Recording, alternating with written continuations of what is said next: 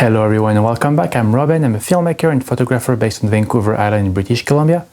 And today I want to talk to you about color filters for black and white film photography. Let's take a look.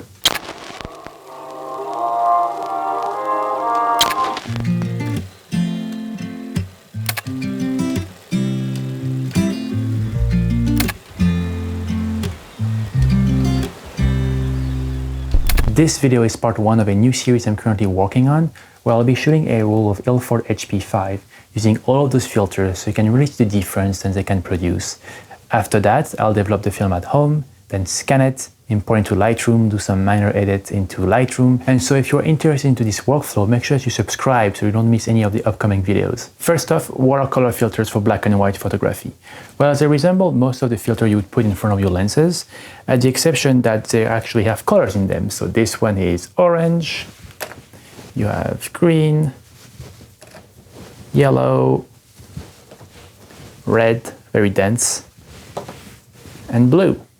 These are the most popular colors with black and white film photography. You may find different versions of the greens or the yellow or the orange, and this will result in different density of the filters. An important note before we start is that these filters only work for black and white film photography. They won't work with digital cameras, and if you try to put one of those filters in front of your camera, the images will only appear like fully red and unusable. These filters were made to work with panchromatic film. Panchromatic film are most of the black and white film produced these days. So here I have a roll of HP5 by Ilford. This is panchromatic, same with FP4, Pan-F, and at Kodak you have the Tri-X, the T-Max, all of those are panchromatic. On top of my head, one film it's not panchromatic, it's Ilford Ortho. And these will have a different way, the emulsion will be different, and the way the film capture light will be different than panchromatic. And so to understand a little bit how color filter works with black and white photography, you do have to understand how panchromatic film capture light. Panchromatic film don't really see colors the way we do. Instead, this type of film capture colors in very similar shades of gray. And the contrast and the tones come from the intensity of light reflected on surfaces. And this is where those color filters comes into play. By adding a specific colors, you'll be able to increase or decrease specific tones and shades of gray. There are several reasons why you will want to use those color filters with your black and white film work.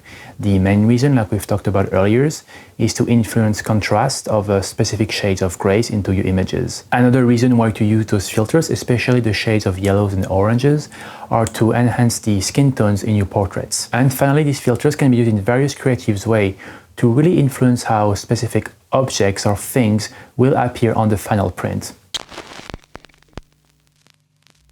Now let's talk about how those filters work and how to use them. The main thing to remember when using those filters is that it's all about complementary color. Let's take for example this orange filter. It's one of the most popular black and white filters because it's quite versatile and can be used in many different situations. And so this orange filter will lighten anything in your scene that appears either orange or very similar colors to orange. The second aspect of a color filter is the complementary color, in this case blue. So with this filter mounted on, anything that is blue onto your scene will be rendered darker. This makes the orange filter very versatile and can be used for portraits and as well for landscape. In portraits, this will enhance skin tones, and in landscape, it will be nice for the sky because it will render the blue of the skies darker, which will create a nice contrast between the clouds and the blue sky. Let's take another example with this green filter here, which is more of a niche use, but can be really useful if you enjoy shooting into the woods. This will add details to foliage. Everything will appear in the same shades of gray, and you'll have a bit more like subtlety between the different type of leaves and trees. Now let's talk about the most useful black and white filters. There are plenty, but most of them will be either shades of blue, green, orange, yellow, red, sometimes purple, but those are quite rare. And I have one of each basically, which help me do a bit of everything.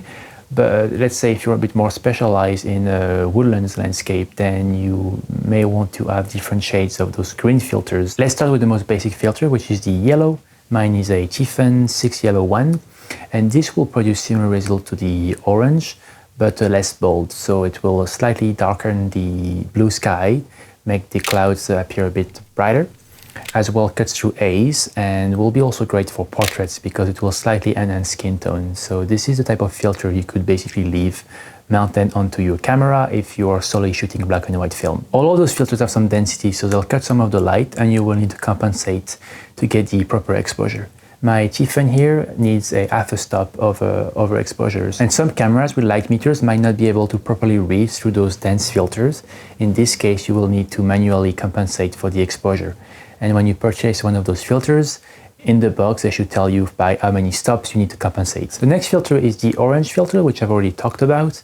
Mine is a Oya Orange G. I don't think they make those anymore, but you can get similar ones from Tiffen. This filter is already much denser than the yellow one, so this needs to be compensated by one stop. And like I said, this is the most popular filters. I often leave it mounted on my camera if I only shoot black and white film. It will render the sky a bit darker, those clouds brighter, and as well very useful on overcast day when the light is really flat. The orange filter will add really much more contrast, as well as enhance skin tones. The next filter is the red filters, which is one of my favorite lately, just because it creates some very bold and dramatic images. When shooting landscape, the sky will appear dark and the clouds very white, so nice separations between the two. And they just overall add tons of contrast, very crisp images. Also add some texture to rocks, but it is a very dense filter. So this is the B+W52E, which I got into a box of thing in France, and I have another one of red, which is Tiffen, which came with that kit here. Since both are very dense, you will need to compensate for 2 stop or more. The Tiffen is, I believe, 2 stop, and this one seems a bit more dense. When I mounted it on my LN7, it says that I need to compensate for 2.5 stops. So it's a very dense filter, and you'll need a lot of light to compensate for it. And that's why I like to shoot with the HP5, because at 400 ISO I can still shoot most of it handheld. And otherwise, when I use FP4, I most of the time need to use a tripod. Now the yellow filter, the orange filter, and the red filters, they all work in similar way because they influence similar colors. So you could almost see them as different level of intensity. For example, you would start with the yellow for a very subtle effect. Then you would have the orange, which is a bit more mild, kind of like a nice all-around. And finally, for the most bold and dramatic images, you would go to the red. And you also have to think of the intensity of those filters for the complementary colors. Like we said, the red filter will render the sky black, whereas the yellow filter here it will still darken the sky, but ever so slightly. So again, these three I would categorize as the same all-around use. The next filter on our list is the green filter, which I mentioned earlier. Like I said, this is great for woodlands when you're trying to shoot different type of foliage. This is a Tiffen 11 green one. It came with the kit as well, and you need to compensate for about a stop and a half. The thing about that filter is that even when shooting Ilford HP5 at 400 ISO, you'll most likely need a tripod because it will render, you'll have to be at speed around like 1/30th, maybe even less. So a tripod is recommended with that filter. So if I'm shooting in the woods, I most likely have this filter mounted on. Again, just to create more separations between the different type of foliage. And finally, our last filter is the blue filter. Now, a blue filter is quite rare for black and white photography, but they have their use. This is the Oya ATB, which is a filter not for black and white photography, but to shoot color daylight balance film under tungsten, which I got in the box with the red filter as well.